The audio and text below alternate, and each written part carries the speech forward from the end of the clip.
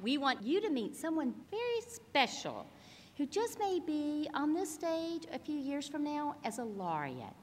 His name is Adan Gonzalez, a 12th grade student at DISD's W.H. Adamson High School and our Student of the Year. Here's Adan to share his story with us. Adan Gonzalez.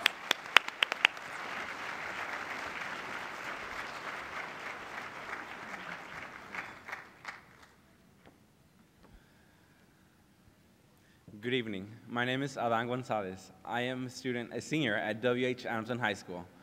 And I have to be honest, it feels pretty good to be standing here. I am standing here today because of people who believe in me.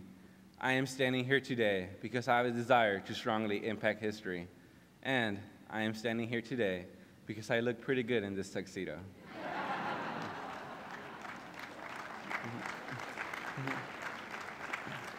I need everyone who is here to stand up. And I need you to do me a big favor, and I promise you, it will not hurt.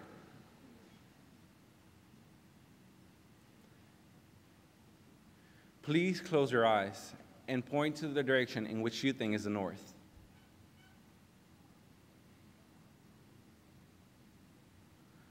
Without bringing your arms down, please open your eyes and take a look. As you can see, not everyone thinks the same. Everyone has different visions, different goals, but at the end of the day, for any vision to become a reality, we must come together. Thank you. Please take a seat.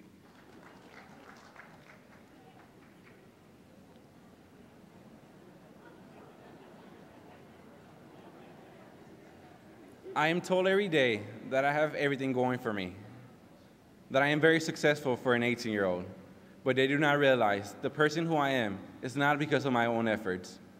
I am standing here because of those who become part of my dream and help me accomplish what I set my mind to do. Here today, I could mention numerous generous people who have helped me in amazing ways, but the only two individuals who allow me to be born are my parents, Raul and Adan Gonzales.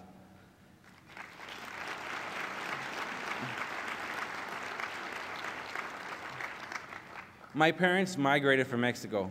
My father, my hero, has no formal education, yet I know he's one of the smartest guys I met. I mean, who else can teach himself English with Dr. Seuss books? And my mother, the lady I argue with for simple stuff, as my room being dirty, my clothes being wrinkled, or not letting her sleep at night when I talk to my beautiful girlfriend. A custodian at the Lofio Airport is the same guy who has worked 2 shifts to keep food on the table and a roof over our family, which also includes my 3 brothers. The guy who was my soccer coach and my boxing coach. My dad, the guy who is my favorite fan, but my biggest critic. A mail clerk who struggles to speak the English language. The lady who cooks, cleans, and stays up all night when I am sick. Many wonder where I get the motivation to have such ambition, the drive to do all that I do. The answer is simple. I want to give back a better, stress-free life to my parents. My dad has always insisted on taking advantage of every opportunity offered to me, and junior achievement has been part of my life from an early age. It all started in elementary school, where I was introduced to different careers by the volunteers who made me wonder what I wanted to be when I grew up. It continued through middle school, where I learned why teamwork matters. Junior achievement didn't give me a break. It seemed like they purposely followed me to high school. There, the lessons were a little bit more eye-opening. Because of junior achievement, I learned the importance of finances, how to keep good credit, and what does it mean to actually invest. Pretty much how to be successful in our global economy. Through JA's Job Shadow program, I got to spend time with Rolf de la Vega, a CEO of AT&T Mobility. Besides learning how to pose for pictures, I saw for myself how hard work pays off. Then Matt Moore, a JA volunteer from Texas Credit Union. During my freshman year, he taught me the most important lesson. I learned what it truly means to be a leader. As he said to me, it's not about you making people believe in you. It's about you making people believe in themselves. I guess it's about time I talk in a little more detail of who I am and why I made each one of you important executives stand up tonight. I can start by stating that this year, I am lucky to be the senior class president, the DECA chapter president, the L3 mentor president, captain of 4 varsity teams, and the list goes on and on. I have 2 jobs and have volunteered for over 2,000 hours in my high school career. Besides recently winning the state title at the Texas DECA Conference, the achievement that I love to mention is that, well, this year I was elected as Dallas Independent School District Team Board President. I currently serve as a student representative for over 158,000 students over Dallas, and it feels pretty good.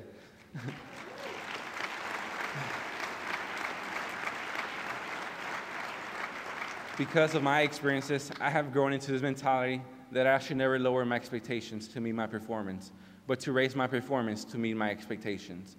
Growing up and seeing my parents crying because there's not enough money to pay the rent has pushed me to never settle for good when I can be the best. Even just applying to Georgetown is crazy, and many in my community wouldn't believe it. It's a waste of my time because people in my community are not even expected to graduate from high school. I feel that I deserve the best chance to receive the best education, and I will fight for it. To be honest, it's hard wanting something and not just being able to ask mom or dad if they can buy it. It's frustrating to have to cut the neighborhood's lawns to get enough for a haircut or a bus pass, instead of working for money to pay for dates or extras. I am sure many people can relate, but it's something tied to my identity. It has helped me focus on making high grades in class, become a star athlete who enjoys leading a race, and a son who has one goal in mind, to make my parents proud. If there's one thing I've learned from my parents' struggles and my leadership experiences, is that if I don't like something, I change it. And if for some reason I cannot change it, I change the way I think about it. So what's next for me? My first priority goals are to graduate salutatorian on my 2011 high school senior class, start classes at Georgetown University early in July, participate in the university athletics teams, and join the student government. I plan to double major in international business and political science, and one day study abroad. After I complete my bachelor's, I'll enter law or business school. 2 years ago, I was lucky to be sitting in the far back. I think it was table 69. I introduced Mr. Boone and Mr. Tyndall from the Container Store. That same night, I had a vision that one day I will be here standing, giving a speech and accepting this scholarship. Now, I have another vision. My little brother, Eric, he is 8 years old. He is at James Bowie Elementary, and he is also now being taught by Junior Achievement volunteers. I know you remember how I made each one of you stand up in the beginning and mentioned that we need to work together to make a vision a reality. So I want to ask you to pick up the envelope next to your plate and open it. In that envelope, later today, the Junior Achievement students will be passing with baskets and greeting you, saying good night.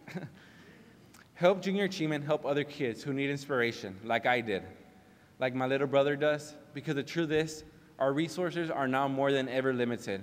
We need help from Junior Achievement, and Junior Achievement needs help from you. And last but not least, the road to success is not a destiny. It's a journey that needs to be planned. We are such stuff that dreams are made of. May each of you fulfill your dreams and help others realize theirs. I have many dreams, and once I graduate, I will have the best law firm or marketing agency here in Texas, run for local school board, become the mayor of Dallas, and the goal I always mention, become the governor of Texas. Thanks to Junior Achievement for helping me make the connections between simply dreaming and working to make those dreams a reality. Thank you.